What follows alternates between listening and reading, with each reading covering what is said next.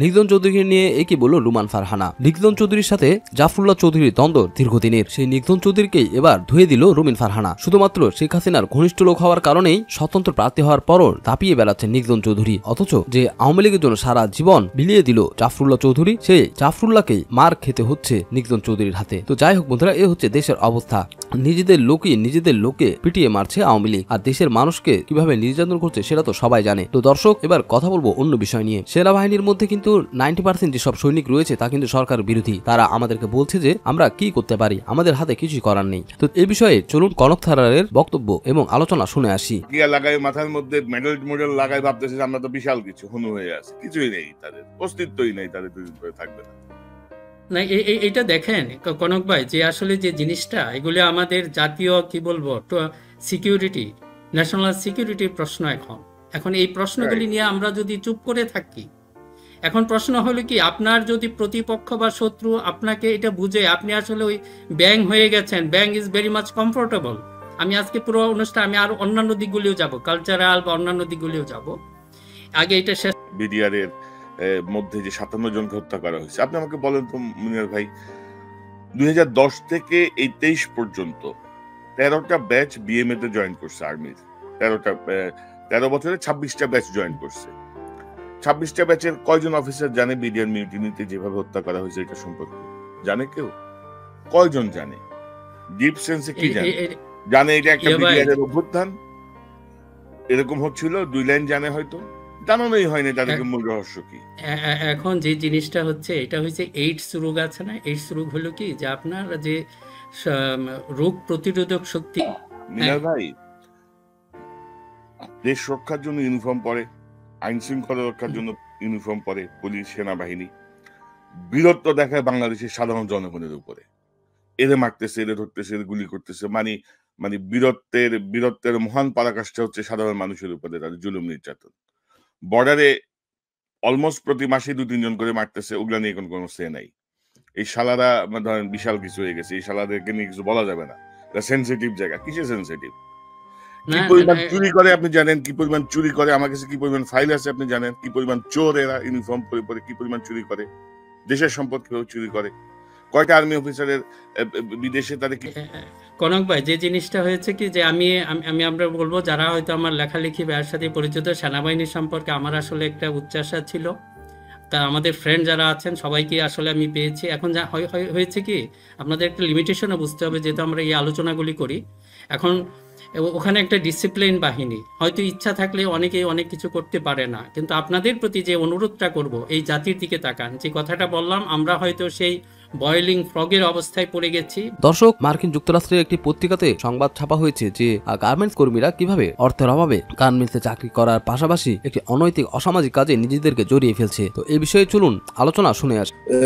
গত 2 সপ্তাহ বেশি সময় ধরে হচ্ছে এই কারণে যে আমরা জানি মার্কিন যুক্তরাষ্ট্র সরকার যে তাদের নতুন শ্রম অধিকার নীতি যেটা অনুমোদনের পর প্রকাশ করেছে, সেটা প্রকাশের পর যুক্তরাষ্ট্রের যে পররাষ্ট্রমন্ত্রী বা secretary of state Anthony Blinken, তিনি বাংলাদেশের নাম উল্লেখ করে বাংলাদেশের একজন শ্রমিক নেত্রী কল্পনা আক্তার তার প্রসঙ্গ টেনে বলেছেন যে যুক্তরাষ্ট্র সরকার এই শ্রম অধিকার নীতিকে কতটা গুরুত্ব দিয়ে বাস্তবায়ন করতে যাচ্ছে।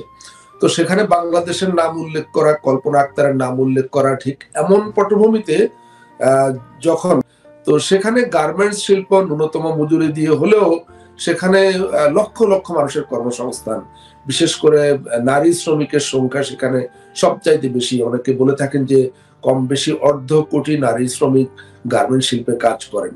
তো এখন এই শিল্পের উপরে যদি কোনো আঘাত আসে, মানে তৈরি পোশাকের বাজার যদি নষ্ট হয়ে যায়, বাজার না থাকলে সেই পণ্য তৈরি করে কি হবে, সেই পণ্য কোথায় যাবে? তার মানে আলটিমেটলি গার্মেন্টস মালিকরা তাদের গার্মেন্টস কারখানা বন্ধ হয়ে যেতে পারে এবং প্রোডাকশন কমে যেতে পারে, এবং সেটা কমে গেলে অটোমেটিক্যালি তারা শ্রমিক ছাঁটাই করবেন বা অনেক শ্রমিক বেকার হয়ে যাবে। এটাই তো খুব স্বাভাবিক প্রতিক্রিয়া হবে এই নিষেধাজ্ঞা বা এই ধরনের কোনো ব্যবস্থা। রিপোর্ট আপনাদের অনেকেই হয়তো পড়েছেন, আমি যারা পড়েননি তাদের জন্য আমি একটুখানি পড়ে শোনাই, তারপরে আপনারা বুঝবেন যে এটা কতটা ভয়ঙ্কর নমুনা বাংলাদেশের সামনে আগামী দিনে ঘটতে যাচ্ছে যদি তৈরি পোশাক শিল্পের উপরে যুক্তরাষ্ট্র সহ তার মিত্র দেশগুলোর তরফ থেকে কোনো আঘাত আসে। এই রিপোর্টের শিরোনাম হলো, গার্ডিয়ানের রিপোর্ট, যৌন কর্মে নামতে বাধ্য হচ্ছেন ব্রিটিশদের জন্য ক্রিসমাস জাম্পার তৈরি করা পোশাক শ্রমিকরা। মানে বাংলাদেশ বিশ্বের অন্যতম প্রধান পোশাক উৎপাদনকারী দেশ, কিন্তু এত উৎপাদন সত্ত্বেও বাংলাদেশে এখনো বিশ্বের সর্বনিম্ন মজুরি রয়েছে। 2018 সাল থেকে প্রতি মাসে মাত্র 8,000 টাকা বা 57 পাউন্ড করে তারা বেতন পাচ্ছে। আমরা জানি যে তারা 8,000 টাকা আগে পেতেন, এখন সেটাকে বাড়িয়ে 11,000 কত টাকা যেন করার ঘোষণা দেওয়া হয়েছে, এবং শ্রমিকরা আন্দোলন করছে 23,000 টাকার জন্য। বাংলাদেশে যারা মানে সীমিত আয়ের মানুষ, তারা জানেন যে 23,000 টাকা দিয়ে একজন মানুষ বা একটা পরিবার চলা, 23,000 টাকাতেই চলা অসম্ভব। সেখানে তাদেরকে অফার করা হচ্ছে 11,500 বা কত টাকা, এবং শেখ হাসিনা বলে দিচ্ছেন যে ওই টাকাতেই কাজ করতে হবে। তিনি গার্মেন্টস মালিকদের পক্ষ নিয়েছেন। চিন্তা করতে পারেন, একটা সরকার। এদিকে দর্শক, দামি নির্বাচন টাইম হয়ে গেছে বলছে বিএনপি চেয়ারপারসনের উপদেষ্টা খন্দকার আব্দুল মুক্তাদির বলেছেন, পাতানো এই নির্বাচনে প্রার্থী নিজেই বলেন, আমি ভারতের প্রার্থী। নির্বাচনের ফলাফল ভোটের আগেই ঠিক হয়ে গেছে, শুধু রাষ্ট্রের কয়েক হাজার কোটি টাকা খরচ করা ছাড়া আর কিছুই নেই। দামি এই নির্বাচন ইতিমধ্যে ড্যাম হয়ে গেছে। ভাগ বাটোয়ারার এই নির্বাচন দেশের জনগণ প্রত্যাখ্যান করেছে। গণতন্ত্র আজ বিপন্ন উল্লেখ করে তিনি আরো বলেন, আমাদের মানবাধিকার আজ ধ্বংসের পথে। বিএনপির ভারপ্রাপ্ত চেয়ারম্যান তারেক রহমান নির্দেশিত যে অসহযোগ আন্দোলনের ডাক দেওয়া হয়েছে, সে অসহযোগ আন্দোলন সফল করার লক্ষ্যে ও এই দামি নির্বাচন বর্জন করার লক্ষ্যে আমাদের এই প্রচারণা। গত 28 অক্টোবরের পর থেকে আমরা কেউ বাড়িতে ঘুমোতে পারিনি। শুধু তাই নয়, আমরা গত 15 বছর ধরে এই দুঃশাসনের হাতে জিম্মি রয়েছি। সিলেট 1 আসন সহ দেশের জনগণকে পাতানো নির্বাচনের দিন কেন্দ্রে না যেতে সকলের প্রতি আহ্বান জানান তিনি। এদিকে খুলনায় বিএনপি নেতার ফেসবুক স্ট্যাটাসে তোলপাড়। নিজ দলের শীর্ষ 2 নেতাকে নিয়ে কঠোর সমালোচনা করে ফেসবুকে স্ট্যাটাস দিয়েছেন খুলনা মহানগর বিএনপির সাবেক সিনিয়র সভাপতি শাহরুজ্জামান মুর্তজা। গত বৃহস্পতিবার রাতে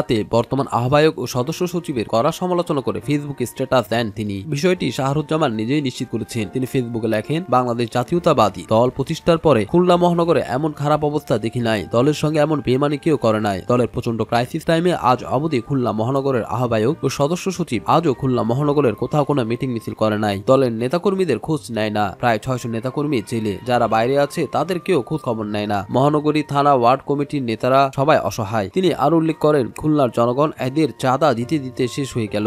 একটি রাজনৈতিক দল শেষ করার জন্য এরা দুজনই যথেষ্ট, আর কাউকে লাগবে না। বর্তমানে যদি এরা মিছিলে না আসে, তাহলে তৃণমূল পর্যায়ের নেতাকর্মীরা মিছিল থেকে চলে যাবে। মোবাইল নাম্বার বন্ধ থাকায় শাহরুজ্জামানের স্ট্যাটাসের বিষয়ে খুলনা বিএনপির আহ্বায়ক শফিকুল আলম মনা ও সদস্য সচিব শফিকুল আলম তুহিনের বক্তব্য পাওয়া যায়নি। বিএনপির নেতারা জানান, খুলনা মহানগরীর বিএনপির সাবেক সভাপতি, সাবেক এমপি নজরুল ইসলাম মঞ্জু ও সাধারণ সম্পাদক মেয়র মোহাম্মদ মনিরুজ্জামান মনির নেতৃত্বাধীন কমিটিতে সিনিয়র সভাপতি ছিলেন শাহরুজ্জামান মুর্তজা। মঞ্জু মনির বিপক্ষে দলের একটি অংশ বিদ্রোহ করে পাল্টা কর্মসূচি শুরু করলে ওই অংশের প্রধান করা হয় তাকে। তার সভাপতিত্বেই বেশিরভাগ কর্মসূচি পালন করছে শফিকুল আলম তুহিন সহ ওই অংশের নেতারা। ওই সময় তাকে আহ্বায়ক ও তুহিনকে সদস্য সচিব করে কমিটি হওয়ার গুঞ্জন ছিল, কিন্তু নতুন আহ্বায়ক কমিটি গঠন হলে তিনি বাদ পড়ে যান। তারপরও নতুন কমিটির সঙ্গে কর্মসূচি পালন করেন তারা আরো জানায়, গত 28 অক্টোবর থেকে ধরপাকড় শুরু হলে আত্মগোপনে চলে যায় মনা ও তুহিন। গত 1.5 মাসে হরতাল অবরোধ সহ বিভিন্ন কর্মসূচি পালন হলেও কোনো কর্মসূচিতে তাদের দেখা যায়নি। এ নিয়ে কমিটির শীর্ষ নেতাদের সমালোচনা চলছে দীর্ঘদিন ধরে, কিন্তু প্রকাশ্যে কেউ মুখ খোলেননি। শাহরুজ্জামান মুর্তজার ফেসবুক স্ট্যাটাস দিয়ে প্রথম ঘটনাটি সামনে আনলেন। এদিকে ফেনীতে নির্বাচনী প্রচারণায় নগদ টাকার ছড়াছড়ি। নগদ টাকা দিয়ে ভোটারদেরকে কিনতে চাইছে আওয়ামী লীগের নেতারা।